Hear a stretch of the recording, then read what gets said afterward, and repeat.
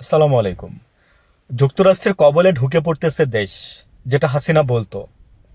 তো বলতো Saint Martin দিলে আমি থাকতে পারতাম, নাহলে থাকতে পারতাম না, পারবো না, আমি দেশ বিক্রি করে কখনো যাব না। তো আসলে কি ডোনাল্ড ট্রাম্পের অত সময় নাই হাসিনারে নিয়ে চিন্তা করার, বিএনপির নিয়ে চিন্তা করার, কিংবা জামাতার আমির নিয়ে চিন্তা করার। জামাতার আমির কখনো তো তারা আহ, আহ, আমি জানি না যে জামাত জিও পলিটিক্স বুঝে কিনা। আমার একটু সন্দেহ এখানে আছে। কেন বিস্তারিত আলোচনা বলতে পারবো না, শর্টস ভিডিও।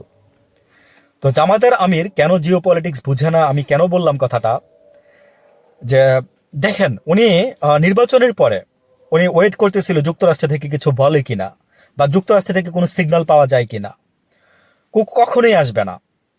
আওয়ামী লীগের রাশেক আহমেদ না চৌধুরী, কি যেন একটা নাম, উনি বলছিল একটা টক শোতে, শারমিন আপার, যে জিন্দেগিতে কোনোদিন আওয়ামী লীগ আরে এই জামাত এই বাংলাদেশের সরকার গঠন করতে পারবে না।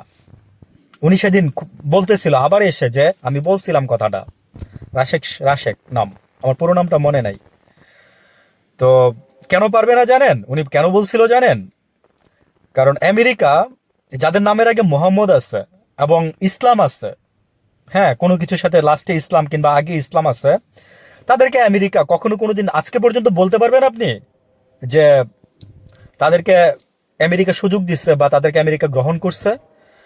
আপনি যদি এই নির্বাচনে যদি জামাতের আমির, হ্যাঁ, আমি শুনছি যে ওনাকে নাকি ব্ল্যাকমেল করা হয়েছে, ব্ল্যাকমেল করে ওনাকে আহ, সরাই দেওয়া হয়েছে। তো জামাতের আমির বাংলাদেশের মানুষকে জানাইতে পারতো অ্যাটলিস্ট। আপনারা এই রাজনীতি বুঝেন, আপনারা জিও পলিটিক্স বুঝেন, এই জন্যই বলছি যে আপনারা জিও পলিটিক্স কতটুকু বুঝেন আমি জানি না। তো আমেরিকার কিছুই বলতো না, কিছুই হইতো না। এই যে আজকাল যদি জামাতের আমির আপনারাও জিততেন না, আপনাদেরকেও কংগ্রাচুলেশন জানাই যাইতো, বুঝছেন? তো আসলে কি, যে নতুন আরেকটা শক্তির উদ্ভাবন হবে, দেন এই জিনিসগুলো আস্তে আস্তে বাংলাদেশ থেকে চিরতরে মুক্ত হবে। আমি অনেক আগে বলছিলাম, আজকে থেকে 20 বছর আগে, যে এই বাংলাদেশটা ঠিক হইতে আরো 40 বছর লাগবে, আরো 20 বছর আগে বলছিলাম। আমরা যখন বুঝতে শিখি, সেই তখন থেকে বিএনপিকে আমরা দেখতেছি। তখন বিএনপি র্যাব গঠন করে, আমরা র্যাবের গাড়ি দেখলে আমরা বলতাম এই র্যাবের গাড়ি, মানে মানে একটা আতঙ্ক ছড়াই যেত মানুষের মধ্যে। র্যাব কেন আসছে এলাকার মধ্যে? যেমন সেনাবাহিনীকে মানুষ আগে ভয় পেত, তেমন তো ওই বিএনপির আমলেই কিন্তু র্যাব গুম খুম হাসিনা যেটা পরে তার দৈনন্দিন চর্চায় রেখে দিচ্ছে। তো জামাতার আমির আপনারাও শিখেন, আপনারাও দেখেন।